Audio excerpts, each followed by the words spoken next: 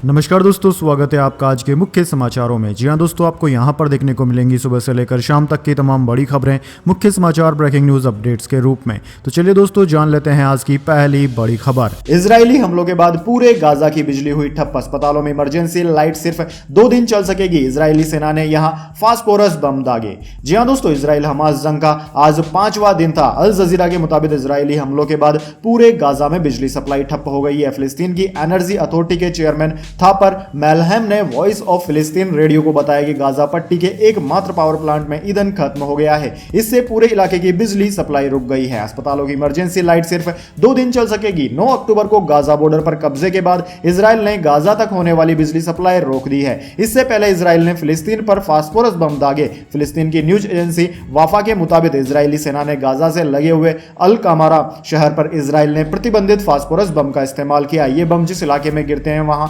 Oxygen level कम हो जाता है। इसके कण इतने छोटे होते हैं कि मानव शरीर में घुस जाते हैं। इसके बाद दोस्तों, अगली बड़ी खबर। इजराइल हमास जंग से दुखी हूं। गूगल और माइक्रोसॉफ्ट सीईओ सुंदर पिचाई बोले, एम्प्लॉइज की सेफ्टी हमारी प्रायोरिटी। नडेला ने क्रूरता की निंदा की। जी हां दोस्तों, गूगल के सीईओ सुंदर पिचाई और माइक्रोसॉफ्ट के सीईओ सत्या नडेला इजराइल पर हुए आतंकी हमले और हमास से बढ़ते संघर्ष को लेकर दुख व्यक्त कर रहे हैं। पिचाई ने सोशल मीडिया प्लेटफॉर्म एक्स पर लिखा, इजराइल में हमने अपने सभी एम्प्लॉइज से संपर्क किया है और उनका सपोर्ट करते रहेंगे। वहां गूगल के 2 ऑफिस और 2000 से ज्यादा कर्मचारी हैं। यह अनइमेजिनेबल है कि वह इस समय क्या एक्सपीरियंस कर रहे हैं। शनिवार से हमारी प्रायोरिटी एम्प्लॉइज की सेफ्टी है। वहीं सत्या नडेला ने लिखा कि इजराइल में हुए आतंकवादी हमले और जो अत्याचार देखने को मिल रहे हैं उससे बहुत दुखी हूं।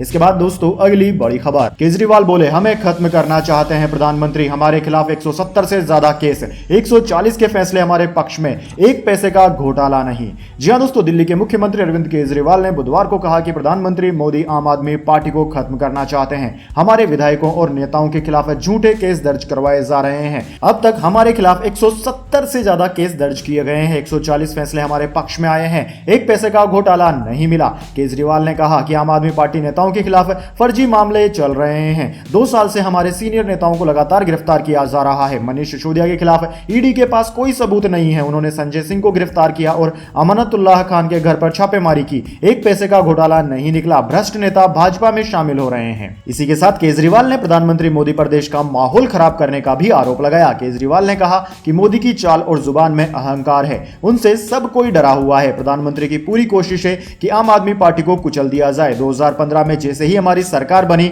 तो शुंगलू कमेटी बनाई गई। 400 फाइलें जांच की गई, लेकिन कोई गड़बड़ी नहीं मिली। अब तक जितने भी जजमेंट आए हैं उनमें हमारे खिलाफ कुछ भी नहीं निकला है। इसके बाद दोस्तों, अगली बड़ी खबर। गृह मंत्रालय भारतीय न्याय संहिता में मनमाने बदलाव कर रहा है। ममता बनर्जी बोली, राजद्रोह कानून में बदलाव का नागरिकों पर गंभीर प्रभाव हो सकता है। जी हां दोस्तों, पश्चिम बंगाल की सीएम ममता बनर्जी ने कहा है कि राजद्रोह कानून के तहत प्रावधानों को बदलने के नाम पर गृह मंत्रालय भारतीय न्याय संहिता में अधिक गंभीर और मनमाने उपाय पेश कर रहा है। ये नागरिकों को और ज्यादा गंभीर रूप से प्रभावित कर सकते हैं। ममता बनर्जी ने 11 अक्टूबर को ट्वीट पर लिखा, मैं भारतीय दंड संहिता, इंडियन एविडेंस एक्ट और सीआरपीसी को रिप्लेस करने के लिए केंद्रीय गृह मंत्रालय के मसूदे को पढ़ रही हूं। यह देखकर स्तब्ध हूं कि इसमें चुपचाप बहुत कठोर और कठोर नागरिक विरोधी प्रावधानों को पेश करने का गंभीर प्रयास किया जा रहा है। पहले राजद्रोह कानून था। उन प्रावधानों को बदलने के नाम पर केंद्रीय गृह मंत्रालय की ओर से प्रस्तावित भारतीय न्याय संहिता में मनमाने उपाय पेश किए गए हैं। दोस्तों, बंगाल सीएम ने कहा कि न सिर्फ राजद्रोह कानून में बल्कि उसकी भावना में भी बदलाव जरूरी है। उन्होंने सामाजिक कार्यकर्ताओं और कानून के जानकारों को इस मसौदे को गंभीरता से लेने को कहा, क्योंकि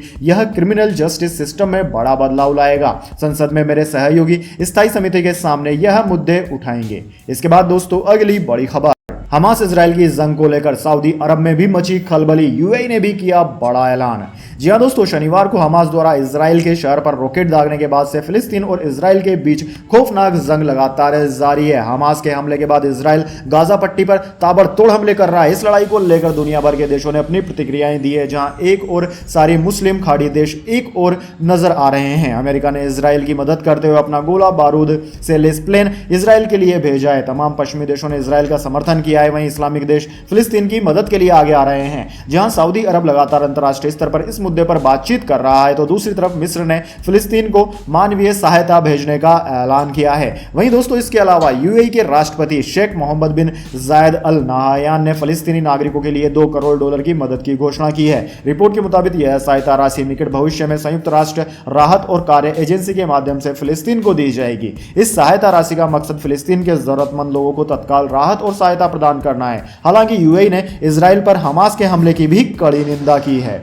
इसके बाद दोस्तों अगली बड़ी खबर, पाकिस्तानी तो खुद ही तबाह हो जाएगा इजराइल, तुर्की के राष्ट्रपति एर्दोगन ने नेतन्याहू को दे दी चेतावनी। जी हां दोस्तों, हमास द्वारा इजराइल के शहर पर रॉकेट दागने के बाद से इजराइल और हमास के बीच खूनी जंग जारी है। इजरायली सेना गाजा पट्टी में हमास के ठिकानों पर लगातार बम बरसा रही है। इजराइल के प्रधानमंत्री बेंजामिन नेतन्याहू ने ऑपरेशन आयरन स्क्वाड लॉन्च करते हुए कहा कि वो हमास का नामो निशान मिटा देंगे। इसी बीच तुर्की ने इजराइल को कड़ी नसीहत दी है। तुर्की के राष्ट्रपति रेजब तैयब एर्दोगन ने बुधवार को कहा कि इजराइल गाजा पट्टी में खुद को एक देश की तरह पेश नहीं कर रहा। इजरायली सेना द्वारा गाजा पट्टी में बरसाए जा रहे बम की निंदा करते हुए उन्होंने कहा कि इजराइल को यह नहीं भूलना चाहिए कि अगर वह एक देश की बजाय एक संगठन की तरह काम करेगा तो वह खुद ही खत्म हो जाएगा। वहीं दोस्तों इजराइल के प्रधानमंत्री ने भी फिलिस्तीन के लिए कहा है कि हमास आईएसआई से भी बड़ा खतरा है।